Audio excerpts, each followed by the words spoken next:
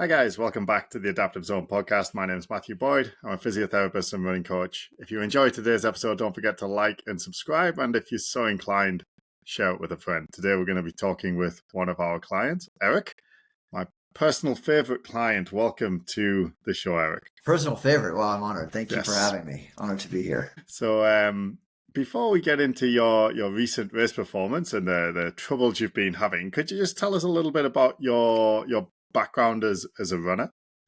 Yeah, absolutely. So I'm a fairly new runner. I started running in June of 2023, I believe. So about a year and a half ago, or going on a year and a half ago.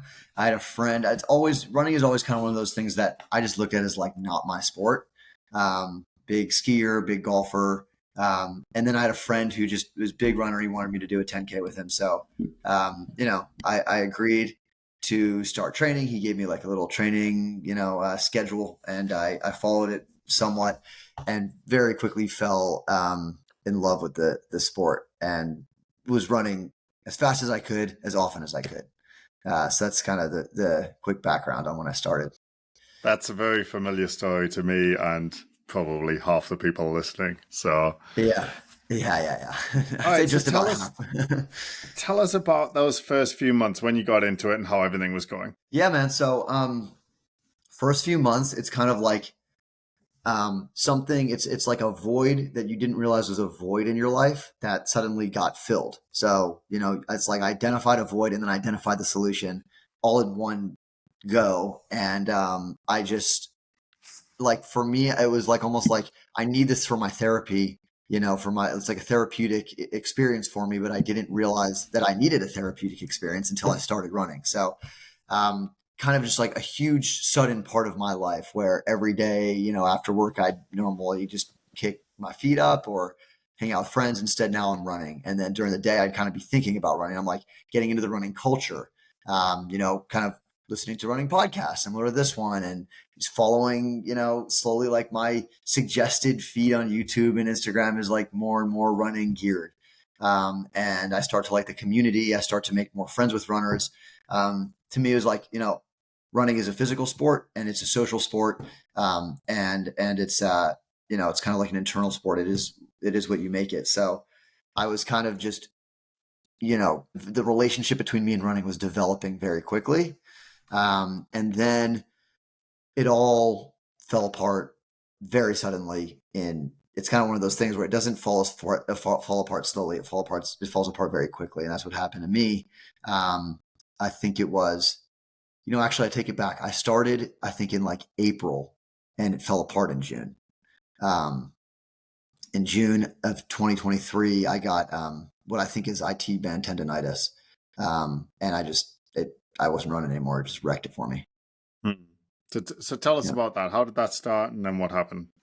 Yeah. So first of a couple injuries, that was before I really had any running guidance. Definitely before any professional running guidance. It was all a handful of YouTube videos and self-diagnosis.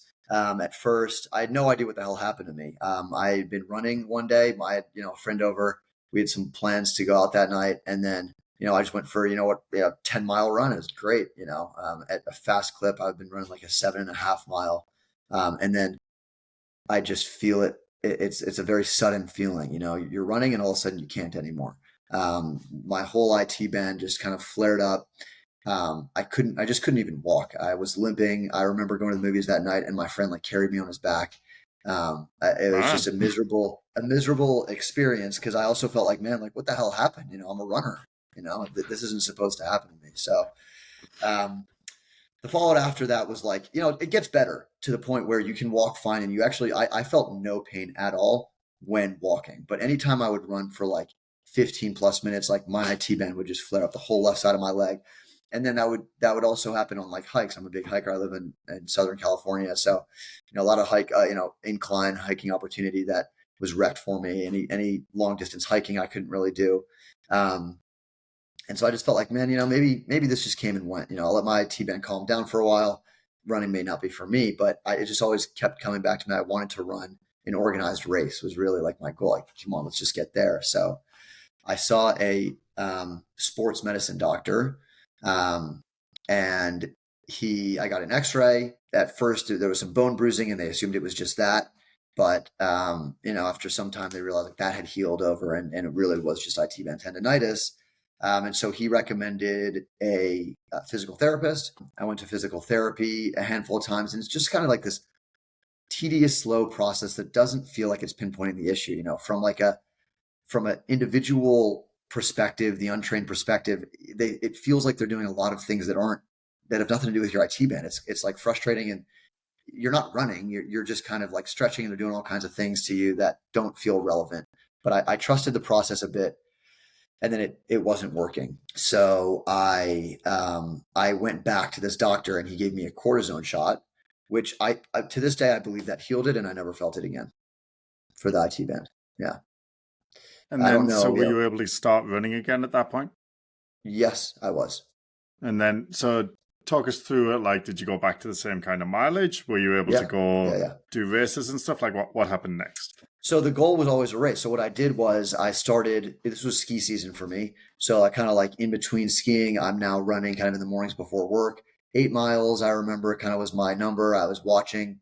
A lot of this was like me watching YouTubers that I was very inspired by. I would run a lot. Like Nick Bear is a famous name. I liked his format. He'd wake up and he'd run, 8 miles every morning at like a 7-minute pace. And I could do that. And that felt great to me. So I was like, all right, well, I'm Nick Bear now. I'd run every morning, at that pace. And I kind of do that in personality. I'll attach myself to somebody that inspires me. And, so I was doing that, and I signed up in February of 24 for the October marathon in Detroit. That was going to be my first marathon. I didn't have any other races planned in between. I just kind of want to give myself some time. I was healed now, back to running, never going to feel another injury again. And yeah, that's where I was. I can continue into my next injury. So you got back into running after your injury that came on after 2 months and decided that your first race would be a marathon. Is that right? I did, yeah. I decided I was a healed man, and I decided that my first race, I'm not making fun of you because my first race was a marathon. No, it's fair enough. Like it's a ridiculous approach, but it's not uncommon. Yeah. Well, you stuck with me for it, so. Yeah. So, okay. So then what happened? You decided you wanted to do the marathon. You registered, started training. So talk us through what happened next. Yeah. So I registered, and the truth is, like, I didn't really have a training plan. I'm like, look, man, it's February to October. I've got a good amount of time there. I didn't really have a training plan. I figured, maybe 2 months out, I'll develop some sort of like regiment, but I can run long miles. I don't get too fatigued. I feel good, and I feel like I'm a new runner. But if I'm feeling this good about running like distance now, then I'll only be better then, and I shouldn't have a problem with 26.2. That one I probably never ran over like 9-10 miles. And so started running regularly, just kind of for enjoyment, with the distant feeling of excitement towards this marathon in October. And then very quickly on runs, I just started to feel this pain in my left knee, like right on the kneecap. And I'm like, man, like, what I now call a niggle from you, I thought is all it was. But, over time, like it really became a limiting factor in running. I would kind of end runs early. And then the big problem really, I could get through it on the run, maybe what you would call orange light pain. But then the next day I would just be in pain. The rest of the day, depending on what time of day I'm running it, but the rest of the day and then kind of into the next day, like I'm just in pain. Walking hurts. Anytime I'm sitting kind of how I am now, I like know that when I move my leg, I'm going to be in a lot of pain. And that would happen without fail every time I ran. Almost any amount of mileage. I mean, like 1.5 miles, basically 2 miles. Like I'm sitting down and my knee is just killing when I move it after. I'm walking, it's killing me. I'm trying not to walk as much. I'm like, man, like this, it just sucks, man. Like maybe running is not my sport. And I would do all these things. I mean, like this first self-diagnosis, patellofemoral pain, runner's knee. I think I was spot on with that. And then you go into what I call bro science, which is like everybody on their brother on YouTube is going to tell you the solution to the problem. And some of it is complicated from running form, and some of it is easier. Just, it's a simple solution. Same thing happened to me. Run a lacrosse ball on something and do a foam roller and do this exercise once a day, and it'll be gone in a week and a half. And it's like all this stuff where I'm trying it. I'm doing 15 different things on top of each other. going to the gym constantly, not running at all. And then at some point, just kind of saying, all right, well, October marathon's out. In fact, running in general is probably out. Um, Again, this was a fun stint, but like, if this is going to be a repetitive process for me, I T-band, get over that runner's knee, can't figure out how to get over it. If I ever get over it, I'm probably just in for the next one. So I don't know if I want this to be my life. And then I had people in my ear, which were mostly negative. Hey man, like, do you really want to be a runner? There's so much injury. It's terrible for your knees, long-term bad sport for you. So I kind of like, hung it up, man. Like I just kind of gave up, and I decided that running was not my sport at that point. How are you feeling at that time then? Yeah, good question. At that point, at first it was just kind of depressing, and then I kind of accepted it. Like I have other things to fill my life, so I was kind of just filling it with that. Started golfing a bit more, and it was the ski season, end of the ski season, so there's that. But then I guess the feeling was just like, I don't know, like in a weird way, it's just 'cause, like I missed, like it's almost like I missed somebody, but there's nobody there in a way. I just thought of that now, but it felt like that. It's Hmm. like thinking back now, it's almost like hitting me. That feeling is like it was real. It was like, man, like that was like my buddy. Like after Yeah. work, I would go and we'd hang out in a way. I'd go run and like maybe I'd put a podcast on, maybe I'd listen to music, maybe I just like run and sometimes it's like, oh, it's so reflective. It's not always that. Sometimes it's like it's nothing. It's just you're running and there's nothing there. But that's like the beauty of it. It's like the Hmm. absence of anything. It's like I remember this quote like in Interstellar where Matthew McConaughey was talking about space and why he loved leaving Earth so much, and it was just like there is no evil, there's no good or bad. It's just innate of anything, and that's what running feels like to me. It's just Hmm. very often it's just the lack of anything else, and it's like the sound disappears from life, and that's necessary. So I missed that. That's really the Yeah. feeling I had. Like, man, I miss that feeling, and also just like expelling energy, the fitness. I felt like I just enjoyed it in so many aspects, and I was like, man, I really want to get back to this somehow, but I wasn't really at that point. I was like, I don't know. Started listening to podcasts at the time. Um, just kind of went on Spotify, would search runner's knee, and then there'd be like 6, 7 podcasts, and I'd kind of like play a podcast, kind of listen to it, and that's kind of how I found you, actually. Right. Okay. So talk us Yeah. through that next step then, the sort of meeting me and sort of where we went with that. Yeah. So I remember it was like on his bus ride back from the airport, and I had a podcast that I just like. It was like a long bus ride, so I'm feeling bummed about this, so I put on this podcast. It's you, um, and I forget her name. Do you remember? I told you what her name was. She ran the New York Marathon and she had everything. She was That very would be happy about it. Jen. Yeah, that would have been Jen. Jen. Okay. Yeah. Yeah. Jen. So that was a good podcast, and she had runner's knee, right? So listen to this, and she's kind of, just telling her story. And it looks like she had a busier life than me. She had a family, kids, and all that, and she had to fit, the schedule that you were planning for her, which I didn't really know what it was at the time. It just seemed like there was something, there. I'm like, okay, well, this seems kind of cool because at the end of the podcast, it's kind of like the prize, and that's the New York Marathon. And she was talking about it, and it was getting me excited. It's like she was. It sounded like a party as she's running. Everyone's cheering her on, and she just enjoyed it so much. I guess maybe later in the podcast, that was not my first experience, but her marathon experience was like the best thing ever. I'm like, man, like like I like running so much as it is. Like there's just so much more to this that I haven't even uncovered yet. And so I, it's kind of like I got excited about the prospect of a story like hers, and I searched you up. Okay. And then, so after we spoke and I sort of gave you my thoughts, what were your takeaways from our kind of first couple of conversations? Yeah, very helpful, very almost kind of like simple. Like you like simplified the concept of my injury, um, and almost like in a way that seemed like originally almost like not right. Like there's so much detail online about injury and what to do, and 1,001 exercises and all this. It's like you put it in such simple terms about like what injury is, how your body reacts to injury, and then how your body gets used to that motion, mechanically. And I was actually apprehensive at first because I was like, man, there's so much noise on the internet about injury, but I knew that you had a long, history as a physio or physical therapist, as I call it, and coaching. I'm like, okay, well, I mean, like there's success stories, right? Like, I heard this podcast. I saw some other, positive reviews. So I'm like, hey man, like, at first I actually remember I told you like, hey, I'm talking to some other coaches here. I kind of want somebody physically there in person to work with me. And it's just like, you're always like, well, why, like if that's something you need, then do that. Then don't work with me. I didn't feel like it was a sales pitch, but it was like just a fair question. Like, well, why? I'm like, well, I don't know why. I just want to be with somebody,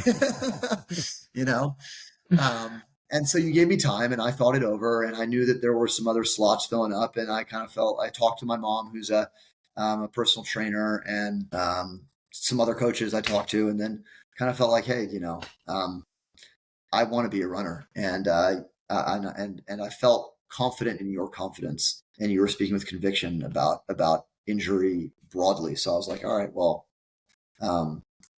let's give this a shot. Cool. And then, so your first couple of months with us, like, describe that experience for others. So I think the whole time I was still like at first I was still like questioning like your ability and like how this is going to work. How could you? Yeah, I know. I apologize. I no longer feel that way. But it was, it was like, it's just so, it's anytime you're on a long road or medium long road to anything, the beginning, just, you're not going to feel any results really, and nor should you, right? Like, you're not going to put me up to the point where I'm going to feel pain right away. So there's a lot of like, like physically, there's like a lot of like interval runs where like I'm running and walking kind of a minute on, a minute off, very basic. So it was like almost like frustrating, but in some way I'm out running again. I'm getting outside every day and I'm moving. I'm running. I kind of found a track near my house that I liked. And like, I was just kind of doing that. It was like, I don't know, 3 times a week or something. I'm like, fast or slow, in the end of the day, like I'm running and I get something out of that also. And I just started to kind of push it up. And I knew I could do more without pain at that point, but we're not going to put me right there. And so I think it was like, it must've been like a month in or something. I got to a 5 minute, I was doing like 5 minute running, 1 minute walking.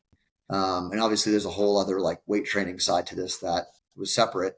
But I remember like being able to do it. It's about a half an hour run. And then one time it just all came back, just like 3 weeks, a month in, I'm like, man, like I ran for 5 minutes, walked for 1 for a half an hour. I have a marathon in October and now I'm in pain from that. Like, there's no way I do this. I kind of, my head goes to doomsday, it's like, man, I'm out. Like, this sucks. I'm in pain again. And then every time I talk to you, you just seem confident. You're like, oh, hey, there's actually a good thing, like, we kind of want to figure out where that pain threshold is to figure it out. I'm like, screw you, man. Like, this is not a good thing. I'm in pain right now. Like, stop telling me pain is good. And you're like, I mean, kind of is that. I'm like, all right, well, fair enough. We know where it is now. We've identified the point. I'm like, all right, well, let's keep doing this thing. So that was kind of like, I just kept on building up. Kind of when, anytime we kind of get to pain, you back off a little bit, come back up. And anytime I'd feel frustrated, I'd talk to you and you'd calm me down. And that was like the first, I'd say like 2 months was that. Yeah. And then, so during that time, it sounds like you were sort of feeling a little frustrated that it wasn't going faster, but sort of willing to commit to the process, to just keep doing it and showing up and doing that. Okay. And then, how did things develop after that, the next few months? I started to get really excited at one point because I was able to go past that pain threshold that I was at before. So I remember thinking like, okay, well, I know where I'm at, right? I can, if I run 5 minutes on and on, like 5 minutes running, 1 minute walking for about a half an hour, I'm going to feel pain, right? And, or maybe like if I do it 2 times, sometimes I will, sometimes I won't, but if I do it, 3 times, one of them, I'll feel some pain, and pain is like, I hate it, right? We all do, but it means so much more than the physical. So I remember getting past that, right? I got to 45 minutes of running and walking. I think 5 minute, whatever intervals, something, but I'm like, okay, this is more than what I was able to do. Like I'm in an upward trajectory here. And then yeah, I was happy. You were happy. I'm 0 or 100. I'm ecstatic. Oh my God, I'm the best. Or I'm like, doomsday, this sucks. And like, you got to pick me up from the dirt. So, um, and I'm sorry I put you through that. That's But, fine. then there's this 45-minute run that you wanted to attempt with me. Like, hey, like, let's just try it, 45 minutes. No, actually, I think it started with a half an hour, no pain. A couple times I did without any intervals, just straight half an hour. I was able to handle it for the most part here and there. I would feel a little bit of pain. And then you're like, all right, well, let's push it to 45 minutes. Let's just see how you feel. And it messed me up. I was in so much pain. I'm like, I can't run 45 minutes without like a lot of pain. I mean, this is like, I would feel it on the run, but I would run through it. Those 15 minutes I was going to get through whether I was in pain or not, which maybe I shouldn't have done in hindsight. But the next day I can't walk. I'm in all the pain that I felt before in my knee. And I just came back from like being so happy to being so miserable again. And it's just like, dude, and we were kind of actually like, it was taking me a little longer than the next guy. I remember at that point. But you still had confidence in it working. And it wasn't even like, oh, maybe this won't work. It's kind of like, no, this is going to work. You're fine, but you're just going to have to weather the storm here. And, for whatever reason, your body is reacting differently. I started running. I introduced my body to a pretty aggressive experience at 29 years old, where I never was much of a rider. Didn't play any ball sports as a kid. I was on boards a lot, like skiing a lot, but this is like I wasn't even biking a lot. This is a new thing. And not only did I introduce my body to it, I introduced my body to it full force, as fast as I could go, as long as I could go, as often as I could go. And it's almost to be expected now. Like, I kind of deserve that. It's kind of the punishment I get for trying to do that. But, yeah, so that's, where I was at that point. And then when did things start to turn around? What was that experience like? Yeah. So, kept trucking through, backtracking, coming back. And then things started to pick up when we'd keep the intervals, but do really longer runs. So like 45 minutes was okay if I had like these intervals, which, it seemed like I just reacted better to that. And so we started lengthening the intervals and lengthening the time. Speed kind of keeping the same. Although like I realized now over time, I was going from like really slow to like moderately fast. So I started doing like 45 minutes at intervals. Then I was like able to do like an hour. And I'm like, oh man, like I just ran 6 miles. Like, with some walking breaks or not, that's 6 miles, and like, then I did a run. I remember it was on a track. I wasn't looking at my miles. I was just in circles on this track at a high school near me. And after it was done, I looked at my kind of app after. I'm like, oh my, I just did 8 miles. I haven't done 8 miles in like 5 months, 4 months or something. Like, this is great. So I kind of just accepted the fact that my body needs me to take some walking breaks. My body doesn't want me to be running the whole time. And that was acceptable to me. I still got what I needed out of it. And I was, and it kind of was your theory, I mean, it was just a fact. Like your body just needs to be introduced at a healthy, slower pace to a new experience. And I really, really started to feel the fruits of my labor at that point. That was probably 4 months in, later than expected, but, still great. And then when did you start to think? Were you thinking about the marathon the whole time? Had you given up on it? Where was your head at? What did you decide from there? I gave up on it at that point. I wasn't running the marathon. What changed? I actually told people like, yeah, I'm not going to run this marathon. I told people about it originally, and then I told people probably not. And then I was like, oh, I've got a new coach. Probably yes. Now I'm far enough out. We think I'll be able to hit it. And then, we're really pushing it now. We're like 5 months in or whatever it is. And I'm able to run with intervals, but not like straight and not for so long. And I'm nowhere near marathon distance. And I remember you were kind of like, hey man, like let's do a half marathon here and then get to the marathon next. I'm like even the fact that I can do a half marathon kind of is nice because I couldn't run anywhere and now I can. But I was like not accepting that. I was kind of gung ho on this marathon. And I remember you were like a little apprehensive to that, but I really started picking up then. Then, we started doing these lengthening that I was doing like 10, 15, 20-minute, running intervals with just a minute of walking. And I was doing that for any distance, really. I was doing that for 10, 11, 12 miles, and there's no pain at all. I remember I was wearing some tape at one point to help, whatever it was, I was even doing it without that. And I'm like, yeah, I almost feel like I can run any distance I want. And I don't even know if I need the intervals. I'm not sure. I'm still doing them preventatively, but I was running, even with the intervals, I was I was running pretty fast. I was in the 8.5 minute pace for, 10, 12 miles. And I'm like, dude, I can double this, I can do 24, 26 miles, no problem. That's kind of how I felt. And so I think at that point I talked to you and you're like, all right, well, let's go for this thing. We were at that point, I don't remember, maybe a month out. Yeah. I took some breaks. I went to Europe and I was sick for a bit. So I really took some pauses. I really at the worst times I would get sick or be traveling and say, oh no, I'll do it. I'll run in Europe every day. No problem. And you're like, all right, man, well, if you're saying so, and I come back yeah, I didn't run at all. And then leading up to the race, you had the knee was doing okay, but you had a problem with something else, right? Yeah. So leading up to the marathon, I've got my flights booked going to Michigan. That's where I grew up, and my family was excited for it. And there's a point I didn't tell you about that I'm excited to mention on this podcast in a minute. But I suddenly I rolled my ankle on a run, and I thought nothing of it. It was like a half an hour, 40-minute run before my long run. It was on the weekends we do long runs, and it was on a Friday. I rolled my ankle, and I thought nothing of it. It didn't hurt, but I was like, oof, that's something that I've never done before. That felt intense, but not painful. I'm fine. The next morning I wake up, I didn't feel any pain. I'm still attributing it to that roll, but I didn't feel any pain. And I do my long run Saturday morning, and along the beach, great run. And towards the end of the run, my ankle or my foot, it was more my foot than my ankle, to be honest, was just really starting to hurt.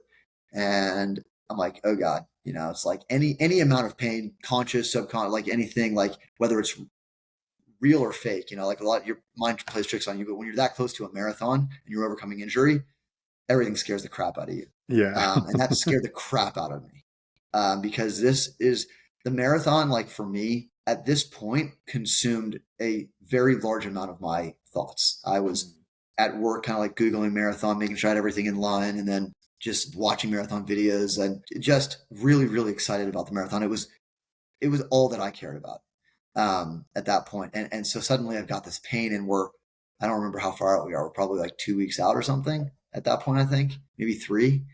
And it ended up being the immediate problem that I fixed was my cuboid bone had gotten misaligned, and that's something that you can realign on your own. I don't know if you should, but I did. You hear it pop, goes back into place, and then you're like, "Oh, I fixed it. I'm a new man." And I kind of was. I wasn't wrong. I did fix it, but I think that it was related to I had hurt my ankle, and I think the ankle tendon can pull on that bone somehow. I don't know the actual anatomical reason, but my ankle was hurting. I did some runs and I would just feel it after, and walking after would hurt. And I'm like, no, this is terrible. Talk to you about it a bit. You kind of called it after I popped my cuboid back. You were like, hey man, I'm pretty sure you're going to feel some pain on your next run. I'm like, no, I'm fine. I'm back to normal. And I did. So I did feel that pain. I was like, oh man, he was right. So we kind of just took a break. And I decided not to run. I think that you said I should do some small runs, and I was kind of pushing back, and we decided hey, I don't want psychologically, I don't want to do any running until the marathon. I think I was a week and a half out at that point. I'm like, hey man, whether I should or shouldn't, I'm a week and a half out. I don't want to risk it. I'm okay without running. I don't want to run it at all until the marathon, which, man, not running at all a week and a half before a marathon makes the marathon harder for sure. Although I don't know, because I've nothing to relate it to. I've never done a marathon before this, but I imagine that if I had tapered down and ran a bit that week, it would have made my marathon a little easier. Anyway, that was the scare. And so how was the race itself? How did that go? Yeah. So coming up to the race, I'm home. I remember in the airport, my ankle's hurting me. I'm freaking out. My mom is picks me up, and she's there for me, And like, that's all I was talking about really, is just like, man, my ankle's really hurt. And I took a nap, and like, I remember I woke up and I messaged you before the nap. I wake up and you messaged me saying like, hey man, like, let's do this run. I was questioning whether I should do it. My ankle wasn't hurting that much, but it had been a week and a half and I could walk on it. There was no bruising. There was nothing to be worried about. And you were kind of like, look, like, it's up to you. I'm not telling you what to do here, but like, this is kind of like a little thing. And it's not, there's not gonna be any like long-term damage from this. Might hurt you a little bit on the run, but and if it's serious, if it really hurts you, you'll stop. So that was kind of the plan. Like, take it really easy, take it out slow out the gate. You know, we're not running with any expectations here, but we are going to start the race. And then I kind of walked a good amount that weekend. It's on a Sunday, a Friday and Saturday. I walked around a good amount, no pain. Just kind of feeling really good about it. And Sunday morning comes and I wake up early. I've been like carbo loading, and all that, drinking a whole bunch of water and electrolytes, and I'm just ready, at the start line, and I'm following the plan. I start out real slow, like 9-minute plus pace, and no pain. My ankles, my knees, everything was just good. There's the regular, right? Like feeling a little tight. I hadn't run in a week and a half, feeling a little tight, but I'm cruising, man. And I'm starting negative split a little bit. We're doing like 10, 9, 8, 850, 840. And then I'm like, I'm not really going to pick this up until I'm at a half marathon. And then here's the thing I wanted to mention is that I knew my family was going to come out around mile 11. I've got a big family.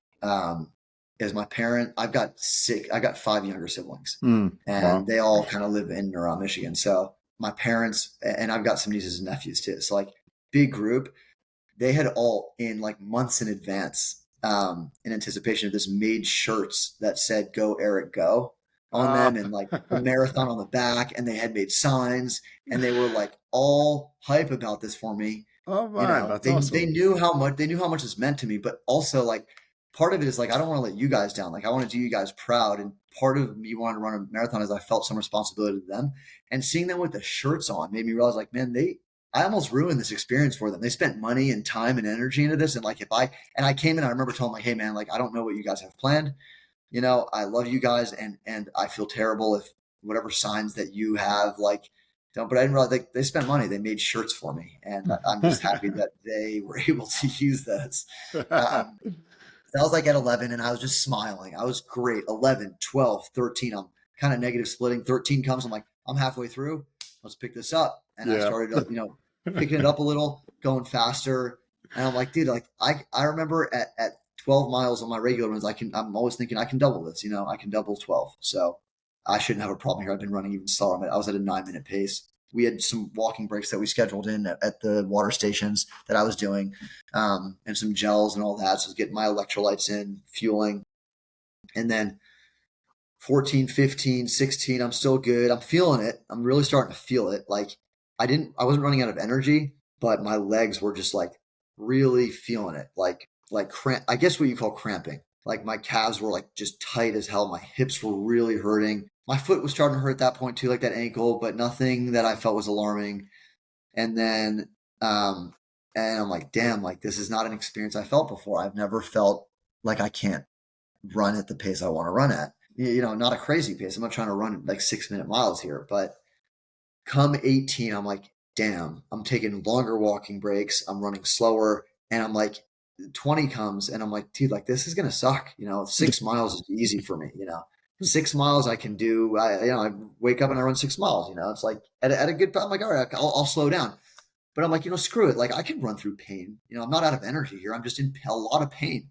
And not injured, not like I'm not injured. This is intense soreness everywhere. Like a muscular kind of leg everywhere. Exactly. Head, yeah. Not, I'd say like not mechanical, but like muscular, like everything is just like, you can't even identify where it's like my hips are really hurting. My knees are kind of, sore. My calves were killing me. And then, so I'm like, screw it. I'll just run anyway. I'll run at pace, so I find a guy that I'm going to run with, he's running at the pace I want to run. So I'm like, I'm going to try to keep up with this dude. And he's getting farther and farther from me. And I'm like, oh my God, like my body won't allow me to do what I'm telling it to do. I physically, like my pacing like is just getting smaller and smaller until it's kind of just like, like little, like smaller steps. Like I feel like an old man here, and I'm used to my form. I think naturally I kind of run That's good. front to Yeah. midfoot, but I'm running like kind of flat footed. I'm like, it's like hard stomping, and longer walking breaks, and then you get down to like 2 miles left or something, and you're like just slow. You're run out, and it's like every mile marker. I remember thinking like, hey, this has got to be the one after what it really is. I was always like, oh, like 20. There's got to be 21. Mistake 20. here. Yeah. You're like, no, I must have ran past it because I've been running for so long. So like, this is 20. This is like 21's coming up, and I think it's 22, and I'm kind of excited. Like, okay, this sucks, but this is 22. I look at that's 21, and that happened like 4 miles in a row. So so then then you get to like mile 20. I was like mile 24. First of all, it's extremely helpful, surprisingly helpful when people shout your name. I noticed, like my name's on my thing. People are like, "Come on, Eric, you got this." They see I'm struggling, and I don't love that. I like the look. I like to dress well when I run. I like when people are like, "Hey, he's fast." I like the attention. And now I'm this guy who's like just trucking along here. So everyone's passing me because I'm actually with a faster group, but now I can't run at their pace anymore. Yeah. So I remember thinking like, man, so many people have passed me for like an hour here. I must now be at the pace that I'm running at. But I was never at that pace. There was never a time since 20 to 26 where people weren't passing me. I was constantly slower than the group.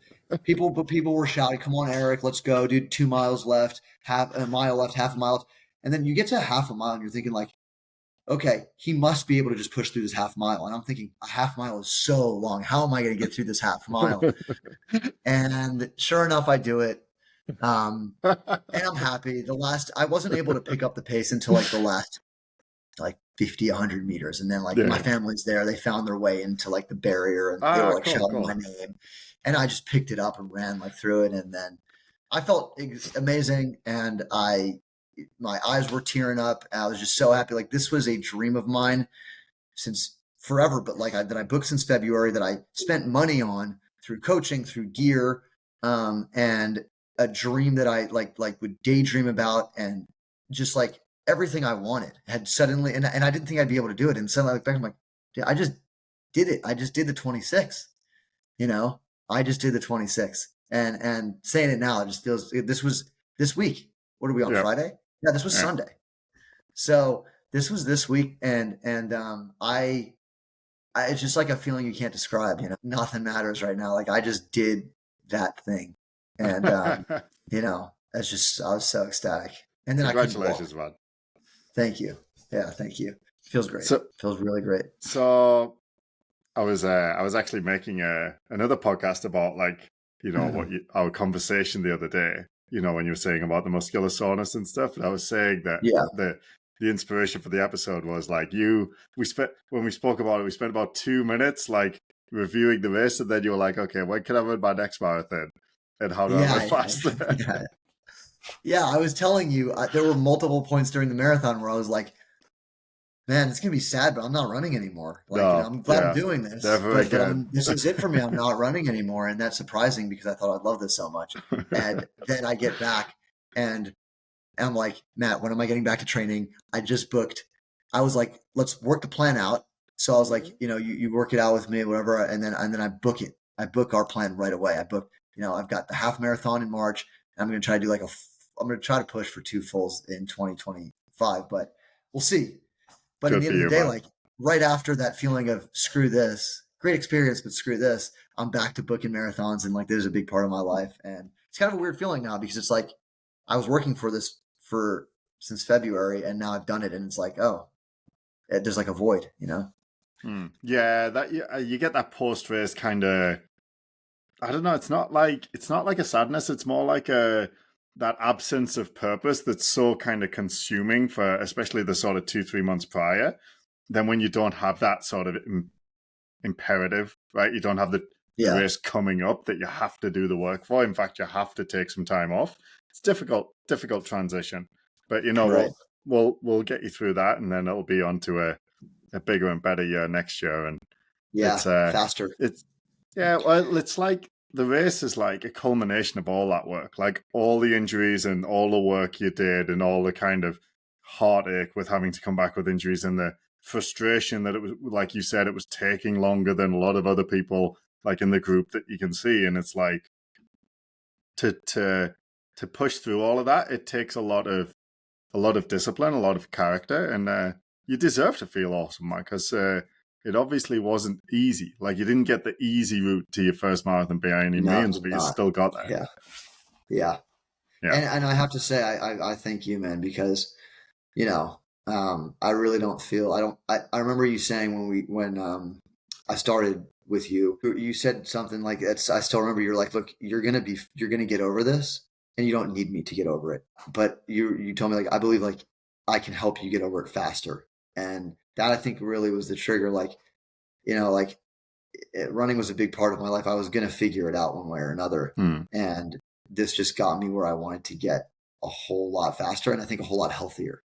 You know? And then next year we can focus on just getting faster, which will be more fun. And just faster, yeah. The goal is, well, at least my goal here is 2025. I want to run. I really wanted sub 4, and I thought I can do that easy, right? I was 4, I think 38, so I was 40 minutes past my mark.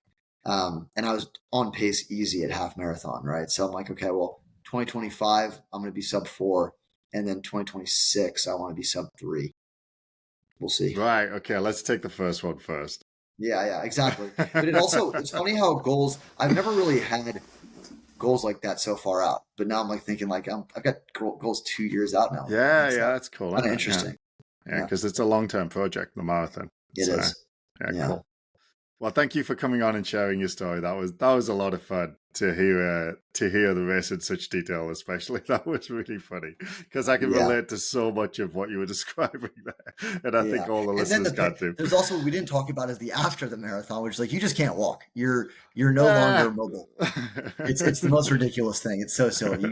You can't walk. You're done. You're out for like a day and a half. So but I really appreciate this opportunity, and it's fun to talk about so soon after it happened, and with somebody who's been such a trivial part of my experience and growth. So thank you. Cool.